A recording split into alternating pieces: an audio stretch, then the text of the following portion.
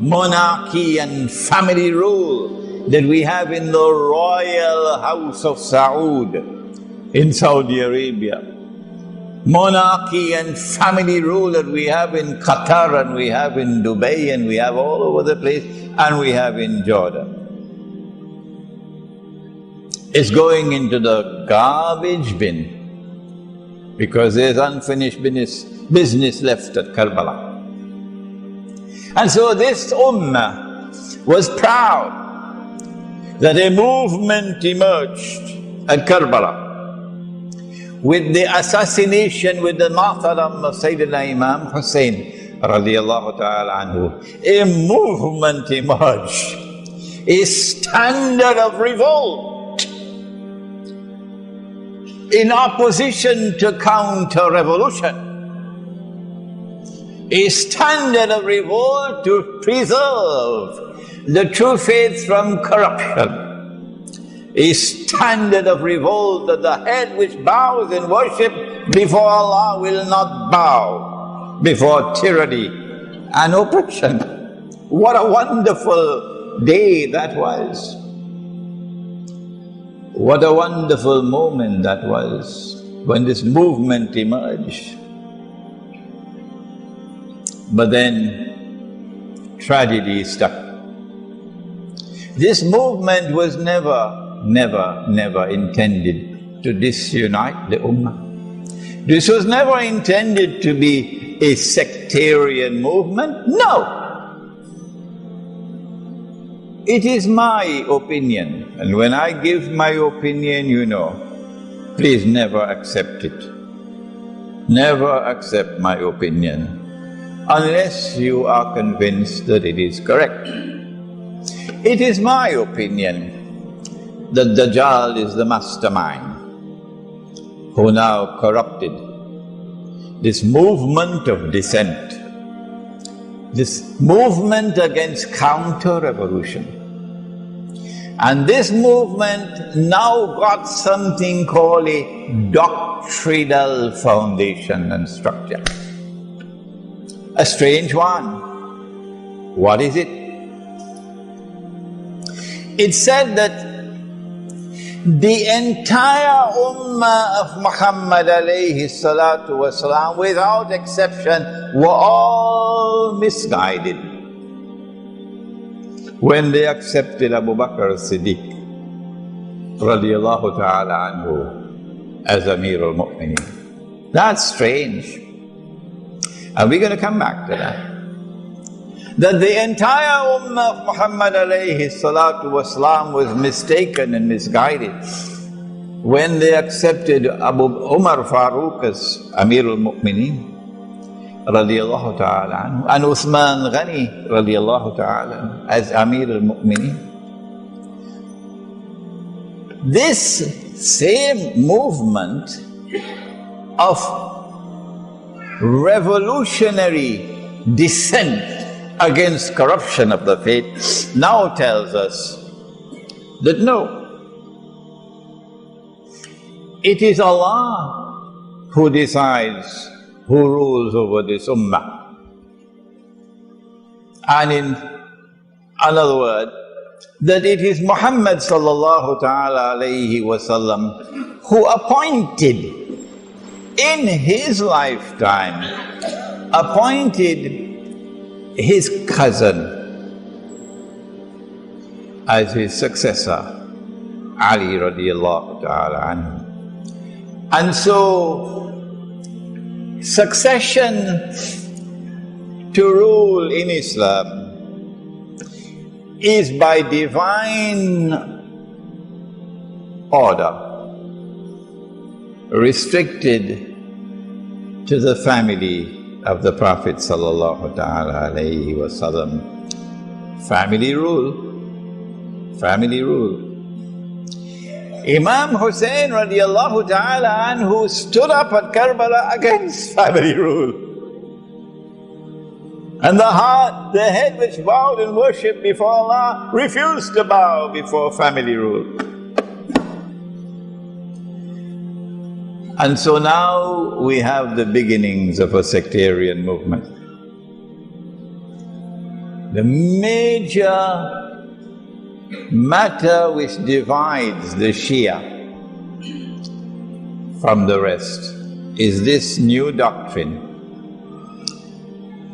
that the succession to rule in Islam was divinely ordained, was communicated by the Prophet sallallahu ta'ala alayhi wasallam, and was restricted to the family of the Prophet alayhi salatu wasalam.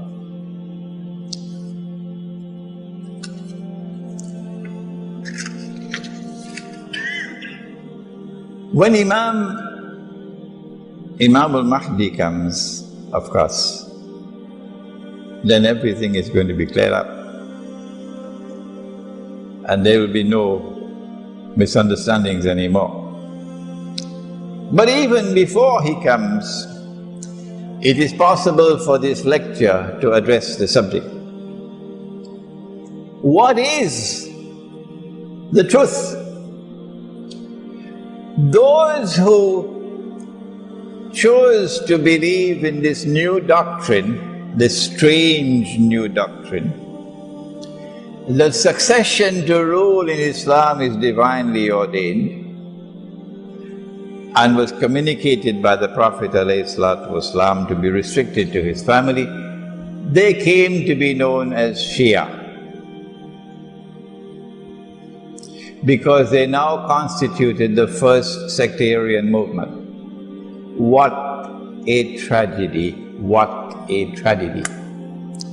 That this movement which stood up against corruption, stood up against tyranny and oppression with matchless courage and matchless integrity, should now be taken for a ride. What a tragedy. If this speaker is correct, and of course those who held to the position that the Ummah was correct when they appointed Abu Bakr Siddiq and Umar Farooq and Usman Ghani as Khulafa, that they were correct, these now came to be known as Sunni. The term Sunni is used in this lecture to refer to those. This doesn't have any doctrinal beliefs in it here. This is the Ummah of Muhammad alayhi salatu wasalam, the united Ummah with no difference, none. Everybody hold on to this view. These are called Sunni now. So when we speak of the Shia, the Sunni, this is what we're talking about, this doctrinal division. If this speaker is correct, that the mastermind who took them for a ride was Dajjal, we now must ask the question, why did he do it? What is his scheme? What is his plan? And my answer is that his ultimate plan is to use this division in the Ummah to his advantage in Akhirul Zaman, and that his plan is about to unfold. In fact, it is already unfolding. That his plan is to bring about civil war between Shia and Sunni. That's his plan. The Sunnis may not be aware of it, the Shia may not be aware of it, but I am aware of it. Why does he want to bring about civil war? Number one, at a time when the Zionists are waging war on Islam, particularly since 9/11, and they're doing it so that Dajjal may be able to move from stage 2 to stage 3. This book, Jerusalem in the Quran, explains the subject. Some of you have read the book. We have it in Bahasa as well. But don't tell me you bought it, said, but Sheikh, I didn't get the time to read it as yet. Because the events are unfolding now, which is there in this book 10 years ago. He wants to bring about a change in the rulership of the world. That the United States of America must be brought down, so that Israel will replace the United States as the next ruling state in the world. And so a day which is like a month will come to an end. If you find this language strange, it's because you have not read this book. And a day which is like a week will now commence. And during the time of a day like a week, the world which had experienced Pax Britannica and then Pax Americana, but of course there's no Pax, it's only deceit and war, will now experience Pax Judaica, the rule of Israel. In order for Israel to rule the world, and for Dajjal to eventually emerge in